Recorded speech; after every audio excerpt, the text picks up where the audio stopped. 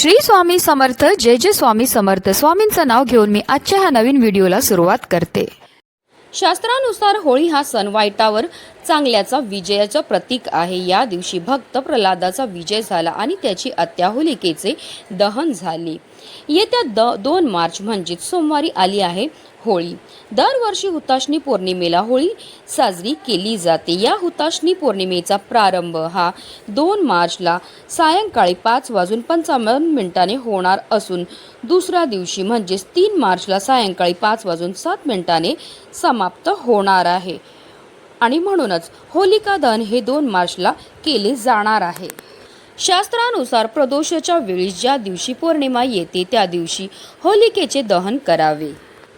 पौराणिक कथेनुसार प्रल्हाद हा भगवान विष्णूचा परम भक्त होता. त्याचे वडील हिरण्यकश्यप यांनी प्रल्हादाला मारण्यासाठी आपली बहीण होलिकेला आदेश दिला की तिने प्रल्हादाला मांडीवर घेऊन अग्नीत बसावे, कारण होलिकेला असा वरदान मिळाला होता की ती अग्नीत जळणार नाही. परंतु भगवान विष्णूच्या कृपेने प्रल्हाद सुरक्षित राहिला आणि होलिका अग्नीत भस्म झाली.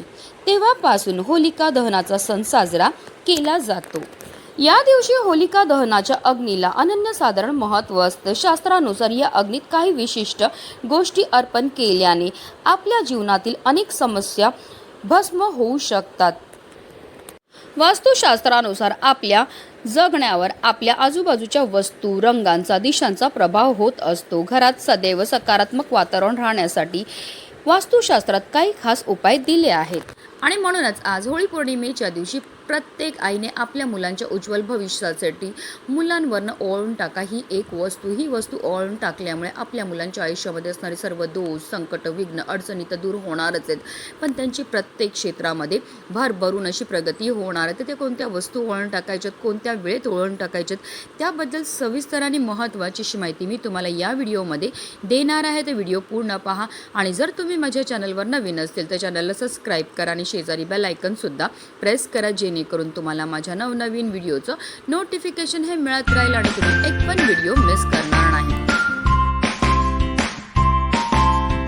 अगदी माझ्यापासून तुमच्यापर्यंत प्रत्येक आईला असं वाटतं की आपल्या मुलांना प्रत्येक क्षेत्रामध्ये भरभरून यश हे मिळालं पाहिजे. जर ते अभ्यास करत असतील तर त्यांना केलेला अभ्यास लक्षात राहिला पाहिजे, किंवा ते नोकरी व्यवसाय करत असतील त्यांना त्यामध्ये भरभरून यश हे प्राप्त झालं पाहिजे. पण बऱ्याचदा काय होतं ना, आपल्या घरामध्ये काही दोष असतात किंवा मुलांमध्ये काही दोष असतात, त्यामुळे सुद्धा आपल्या मुलांना कोणत्याही क्षेत्रामध्ये यश हे मिळत नाही. ते मेहनत तर करतात, कष्ट तर करतात, पण त्यांच्या कष्टाला त्यांच्या नशिबाची साथ मिळत नाही. आता दोष म्हणजे काय? जर आपल्या मुलांना नजर लागलेली असेल, कुंडली मध्ये राहू, केतू, शनी ग्रहाचे दुष्प्रभाव असतील, घरामध्ये वास्तुदोष असेल, पितृदोष असेल, तर त्यामुळे सुद्धा अनेक प्रकारच्या समस्या आपल्या मुलांच्या आयुष्यामध्ये निर्माण होत असतात. आणि या काही पवित्र तिथी आहेत, या तिथींना जर आपण काही प्रभावी उपाय केले तर त्यामुळे निश्चितच आपल्याला या सर्व दोषांपासून मुक्तता मिळण्यामध्ये मदतही मिळत असते.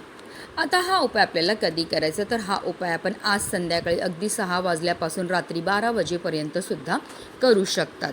या उपायाकरता फक्त एक वस्तू आपल्याला लागणार आहे, ते म्हणजे काळे तीळ. तिळांची उत्पत्ती ही श्री हरिविष्णूंच्या घामापासून झाली होती. तसेच काळे तीळ हे आपल्या पितरांना सुद्धा समर्पित आहेत. आणि जेव्हा पण आपण काळ्या तिळांपासून काही उपाय किंवा सेवा करतो तर त्यामुळे आपल्या जीवनामध्ये असणारा प्रकारातला प्रकार, पितृदोष, ग्रहदोष, शत्रुपीडा, दारिद्र्य दूर होण्यामध्ये मदतही मिळत असते, कारण तिळांना दारिद्र्यनाशक असं सुद्धा म्हटलं असतं.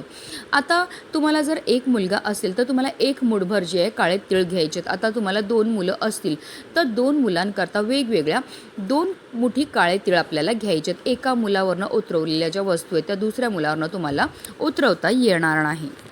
आता आपल्या मुलांना आसनावर आपल्याला बसवायचं आहे. फक्त त्यांचा चेहरा जो आहे तो दक्षिण दिशेला होणार नाही याची आपल्याला काळजीही घ्यायची आहे. मुलांच्या डोक्यापासून पायापर्यंत 7 वेळा आपल्याला हे काळे तीळ जे आहेत ते उतरवून घ्यायचे आणि एका प्लेटमध्ये काढून घ्यायचे. आता एक मुलगा असेल तर तुम्हाला 1 मूठभर तीळ जे आहेत ते उतरवून घ्यायचे. 2 मुलं असतील तर 2 मुलांकरता वेगवेगळे आपल्याला मूठभर काळे तीळ जे आहेत ते उतरवून एका प्लेटमध्ये भरून घ्यायचेत. आणि जेव्हा तुम्ही होलिका दहनाची पूजा करायला जाणार आहेत तेव्हा हे उतरवलेले जे आपल्या मुलावरनं तीळ आहेत ते घेऊन जायचे. तिथे होळीजवळ गेल्यावर सर्वप्रथम आपल्याला होळीची पूजाही करून घ्यायची. तिला हळद, कुंकू, अक्षदा, धूप, दीप, अगरबत्ती, फुलं अर्पण करून घ्यायची आहेत, धान्य अर्पण करून घ्यायचं. त्याचबरोबर तिला पुरणपोळीचं नैवेद्यसुद्धा अर्पण करून घ्यायचं आहे. होळीभोवती आपल्याला 7 प्रदक्षिणा ह्या मारून घ्यायच्यात आणि त्यानंतर जे काळे तीळ आपल्या मुलांवरनं आपण उतरवलेले आहेत ते होळीमध्ये आपल्याला अर्पण करायचे आहेत.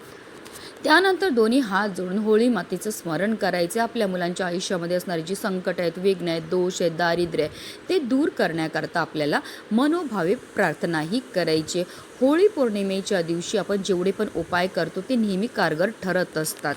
होळी पौर्णिमेच्या दिवशी जी आई आपल्या मुलांकरता हे उपाय करते त्यांच्या मुलांच्या आयुष्यामध्ये असणारी सर्व संकट, विघ्न, दोष, दारिद्र्य दूर होण्यामध्ये मदतही मिळत असते. ज्याप्रमाणे होळीला महत्त्व आहे त्याचप्रमाणे होळीच्या राखेला सुद्धा महत्त्व आहे. होळीच्या राखेपासून अनेक चमत्कारिक उपाय केले जातात ज्यामुळे आपल्या जीवनामध्ये सुख, समृद्धी आणि अखंड लक्ष्मीची आपल्याला प्राप्तीही होत असते.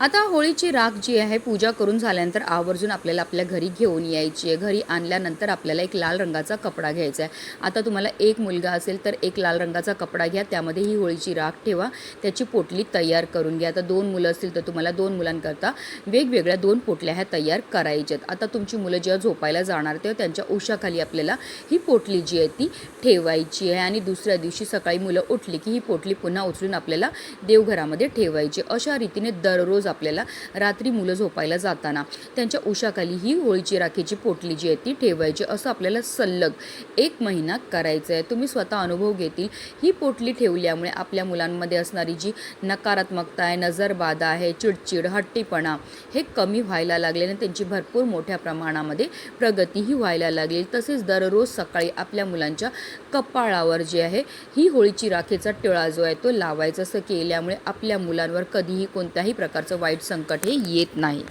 त्याचबरोबर उरलेली राख जी आहे ती आपल्याला डब्यामध्ये भरून ठेवायची. जेव्हा पण तुमची मुलं आजारी पडली आहेत, घाबरली आहेत, त्यांना नजर लागली असेल तेव्हा मुलांच्या डोक्यापासून पायापर्यंत 7 वेळा ही राख आपल्याला उतरवायची आणि आपल्या मुख्य प्रवेशद्वारावरनं फुंकून बाहेर टाकून द्यायची आहे.